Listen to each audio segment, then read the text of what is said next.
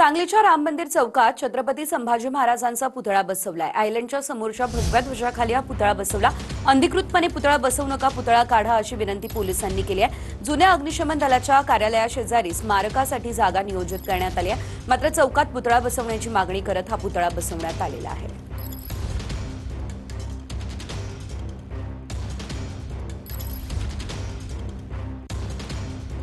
तर चौकात पुतळा बसवण्याची मागणी करत हा पुतळा बसवण्यात आलाय। छत्रपती संभाजी महाराजांचा हा पुतळा आहे। सांगलीच्या राम मंदिर चौकात हा पुतळा बसवण्यात आलेला आहे। आयलंडच्या समोरच्या भगव्या ध्वजाखाली हा पुतळा बसवण्यात आलेला आहे। पुतळ्यासमोर कार्यकर्ते सुद्धा ठाण मांडून बसले असल्याचं बघायला मिळालं। सांगलीमध्ये काहीसं तणावाचं वातावरण त्यामुळे दिसतंय।